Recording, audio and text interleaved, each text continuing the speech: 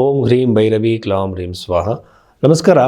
ಈ 2026 ಇಸ್ವಿಯಲ್ಲಿ ಮೇಷರಾಶಿಯವರಿಗೆ ಸಂಬಂಧಪಟ್ಟಂತೆ ನಾವು ಹಲವಾರು ವಿಚಾರಗಳನ್ನು ಹೇಳಬೇಕಾಗುತ್ತೆ.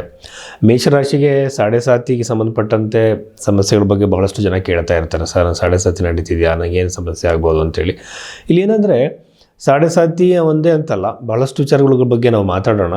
ಮೇಷರಾಶಿಯವರಿಗೆ ಅಷ್ಟೊಂದು ಸುಗಮವಾಗಿ ಏನಿರಲಿಲ್ಲ ಈ 2025. ಭಾಳಷ್ಟು ಥರದ ಸಮಸ್ಯೆಗಳನ್ನು ಅನುಭವಿಸಿರ್ತಾರೆ.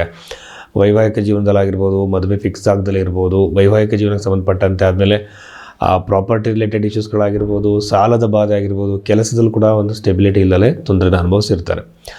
ಎಲ್ಲದಕ್ಕೂ ಸಾಡೆ ಸಾತಿ ಕಾರಣ ಏನಲ್ಲ. ಈಗ ಬಹಳಷ್ಟು ಜನ ಅಸ್ಟ್ರಾಲಜರ್ಸ್ ಏನು ಮಾಡ್ತಿದ್ದಾರೆ ಅಂತಂದರೆ, ಡೈರೆಕ್ಟಾಗಿ ಸಾಡೆ ಸಾತಿನ ಎದುರಿಸ್ತಾರೆ. ಹಾಗಲ್ಲ, ಅಷ್ಟಕ ವರ್ಗವನ್ನು ನೋಡಬೇಕಾಗುತ್ತೆ. ಈ ಅಷ್ಟಕ ವರ್ಗದಲ್ಲಿ ಬಹಳ ಒಳ್ಳೆ ಪಾಯಿಂಟ್ಸ್ ಇರಬೇಕು. ಅಂಥ ಕಡೆ ಶನಿಗ್ರಹ ಸಂಚಾರ ಮಾಡ್ತಾ ಇದ್ದಾಗ ಅವ್ರಿಗೆ ಯೂಶ್ವಲಾಗಿ ಏನೂ ತೊಂದರೆಗಳಾಗಲ್ಲ. ಹಾಗೆಯೇ ಒಂದು ಇದ್ರ ಬಗ್ಗೆ ರಿಸರ್ಚ್ ಕೂಡ ಆಗಿದೆ. ಇದೊಂದು ಸಾಡೆ ಸಾತಿ ನಡೆಯುವಾಗಲೇ ಬಹಳಷ್ಟು ಜನ ದೊಡ್ಡ ಮಟ್ಟಕ್ಕೆ ಹೋಗಿದ್ದನ್ನು ನೋಟ್ ಮಾಡಿದ್ದಾರೆ. ಸೊ ಹಾಗಾಗಿ ನಾನೇನು ಹೇಳ್ತೀನಿ ಅಂತಂದರೆ, ಯೂಶ್ವಲಾಗಿ ಇದಕ್ಕೆ ಭಯಪಡುವಂಥ ಅಗತ್ಯ ಇಲ್ಲ. ಹಾಗೆಯೇ ಅಂಥ ರೀತಿ ನಿಮಗೆ ಮಾನಸಿಕವಾಗಿ ಪ್ರೆಷರೈಸ್ಡ್ ನೀವು ಆಗ್ತಿದ್ದೀರ ಅಂದಾಗ ನೀವು ಆಂಜನೇಯನ ಧ್ಯಾನ ಮಾಡುವಂಥದ್ದು, ಹನುಮಾನ್ ಚಾಲೀಸವನ್ನು ಹೇಳುವಂಥದ್ದು ಮಾಡ್ಬೋದು. ಸೊ ಇದು ಮೇಷರಾಶಿಯವರಿಗೆ ಪ್ರಥಮವಾಗಿ ಈ ವರ್ಷದಲ್ಲಿ ಅವರು ನೋಡುವಂತಹ ಏನೇನು ಅನುಭವಿಸ್ತಾರೆ ಅಂತ ಹೇಳೋದಾದರೆ, ಮೊದಲನೇದಾಗಿ ಗುರುಗ್ರಹ ಒಂದು ವಕ್ರಿಯಾಗಿ 3 ಇರುವಂಥದ್ದು. ಮುಂದಿನ ದಿನಗಳಲ್ಲದು ಕರ್ಕಾಟಕ ರಾಶಿ ಬರುವಂಥದ್ದು ಚತುರ್ಥ ಭಾವ ಸುಖ ಭಾವಕ್ಕೆ ಬರುತ್ತೆ.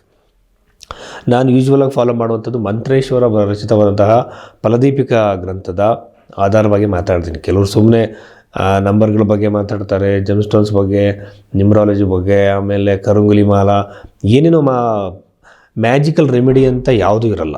ಏಕೆಂತಂದರೆ ಜ್ಯೋತಿಷ ಅನ್ನುವಂಥದ್ದು ಕರ್ಮದ ಆಧಾರದ ಮೇಲೆ ನಮಗೆ ಬಂದಿರುವಂಥದ್ದು. ಆ ಕರ್ಮದ ಆಧಾರವಾಗಿ ನಮ್ಗೆ ಏನು ನಡಿಬೇಕು ಅಂತಂದರೆ ಅದು ನಡೆಯುತ್ತೆ. ಅದರಲ್ಲಿ ಬದಲಾವಣೆಗಳನ್ನ ಮಾಡಬೇಕು ಅಂತಂದರೆ ಬಹಳ ಒಂದು ಶ್ರಮ ಪಡಬೇಕಾಗುತ್ತೆ. ಇನ್ನು ಯೂಶ್ವಲಾಗಿ ನೋಡಿ, ನಾವು ಒಂದು ಬಾಡಿದ ವೆಯ್ಟ್ ಕಡಿಮೆ ಮಾಡಬೇಕು ಅಂತಂದರೆ ನಾವು ಎಷ್ಟು ದಿನಗಳ ಕಾಲ ಅದಕ್ಕೆ ಶ್ರಮ ಪಡಬೇಕಾಗತ್ತೆ. ಹಾಗೆ ನಮ್ಮ ಜೀವನದಲ್ಲಿ ಯಾವುದೋ ಒಂದು ವಿಷಯ, ನಾವು ಹಣ ಸಂಪಾದನೆ ಮಾಡೋದಾಗಿರ್ಬೋದು, ಪ್ರಾಪರ್ಟಿ ಮಾಡೋದಾಗಿರ್ಬೋದು ಮಾಡಬೇಕು ಅಂದಾಗ ಅದಕ್ಕೋಸ್ಕರ ನಾವು ಫೋಕಸ್ಡ್ ಆಗಿರಬೇಕಾಗುತ್ತೆ. ಅದರ ಜೊತೆಯಲ್ಲಿ ಅದಕ್ಕೆ ಬೇಕಾದಂಥ ಪರಿಹಾರಗಳು ಒಂದು ದಿನ ಮ್ಯಾಜಿಕಲ್ ರೆಮಿಡಿಯಾಗಿ ಯಾರು ಕೂಡ ಸರಿ ಮಾಡೋಕ್ಕಾಗಲ್ಲ. ಇದನ್ನು ಮಾಮೂಲಿ ಜನರು ತಿಳ್ಕೋಬೇಕು. ಯಾವುದೋ ಯಂತ್ರ, ಯಾವುದೋ ತಾಯತದಿಂದ ಇಡೀ ಜೀವನ ಬದಲಾವಣೆ ಆಗುತ್ತೆ ಅಂತ ಯಾವ ಕಾರಣಕ್ಕೂ ಅನ್ಕೋಬೇಡಿ.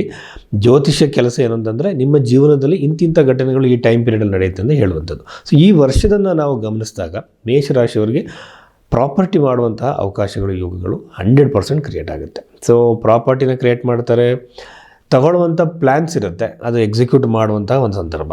ಎರಡನೇದಾಗಿ ಪ್ರಾಪರ್ಟಿ ಮಾರೋದಕ್ಕೂ ಕೂಡ ಸಂದರ್ಭ ಅಂತ ಹೇಳ್ಬೋದು. ಅದಾದ ಮೇಲೆ ಕೆಲವು ಕಡೆಯಿಂದ ಪಿತ್ರಾರ್ಜಿತವಾಗಿ ಸಿಗಬೇಕಾಗಿದೆ. ಕೆಲವು ಪ್ರಾಪರ್ಟಿ ಸ್ಟ್ರಕ್ ಆಗಿರುತ್ತೆ, ಏನೇನೋ ಇಶ್ಯೂಸ್ಗಳಿಂದ ಅದು ಬರುವಂಥ ಸಾಧ್ಯತೆಗಳು ಇರುತ್ತೆ. ಇದಾದ ನಂತರದಲ್ಲಿ ನನಗೆ ಅನ್ನಿಸ್ತಾ ಇರುವಂಥದ್ದು, ಶನಿಗ್ರಹ 12ನೇ ಮನೆಯಲ್ಲಿ ಇರುವಂಥದ್ದು ಇದೇನು ಅಂತಂದರೆ, ವಿದೇಶದ ಪ್ರಯಾಣ ಮಾಡುವಂಥ ಅವಕಾಶಗಳು ಕ್ರಿಯೇಟ್ ಆಗುತ್ತೆ. ಕೆಲವರಿಗೆ ಜಾಬ್ ಪರ್ಪಸ್ಗೆ ಹೋಗ್ಬೋದು, ಎಜುಕೇಷನ್ ಪರ್ಪಸ್ಗೆ ಈ ರಾಶಿಯಲ್ಲಿ ಹುಟ್ಟಿದಂಥವ್ರು ಮೇಷರಾಶಿಯಲ್ಲಿ ವಿದೇಶಕ್ಕೆ ಪ್ರಯಾಣವನ್ನು ಖಂಡಿತವಾಗಲೂ ಮಾಡ್ತಾರೆ. ಇದಾದ ನಂತರ ನನಗೆ ಅನಿಸ್ತಿರುವಂಥದ್ದು ಏನಂತಂದರೆ, ಪಾಪಗ್ರಹಗಳಿರುವಂಥದ್ದು. ಕೇತುಗ್ರಹ ನೋಡಿದ್ರೆ ಪಂಚಮ ಭಾವದಲ್ಲಿ ಇರುವಂಥದ್ದು. ಇದು ಕೂಡ ಏನು ಸಂತಾನಕ್ಕಾಗಿ ಪ್ರಯತ್ನ ಮಾಡ್ತಿರುವಂತಹ ದಂಪತಿಗಳೇ ಅಷ್ಟು ಅನುಕೂಲವಾಗಿಲ್ಲ. ಮಕ್ಕಳಿಂದ ನೋವು, ಟೆನ್ಷನ್, ಕಿರಿಕಿರಿಗಳು ಉಂಟಾಗುತ್ತೆ. ಬಟ್ ಇಲ್ಲಿ ಬಹಳ ಚೆನ್ನಾಗಿ ಅನ್ನಿಸ್ತಿರುವಂಥದ್ದು, 2ನೇ ಮನೆಯ ಬಗ್ಗೆ ಶುಕ್ರಗ್ರಹ ಬಹಳ ಸ್ಪೀಡಾಗಿ ಸಂಚಾರ ಮಾಡುವಂತಹ ಒಂದು ಗ್ರಹ.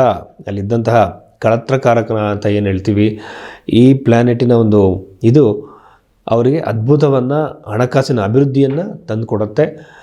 ಒಟ್ಟಲ್ಲಿ ಸಂತೋಷಕರವಾಗಿರುತ್ತೆ ಈ ವರ್ಷ. ಆರೋಗ್ಯದಲ್ಲಿ, ಪ್ರಾಪರ್ಟಿ ವೈಸು, ಕರಿಯರ್ ವೈಸ್ ಎಲ್ಲದರಲ್ಲೂ ಕೂಡ ಅಭಿವೃದ್ಧಿ ಅಂತ ಹೇಳ್ಬೋದು. ನಮಸ್ಕಾರ.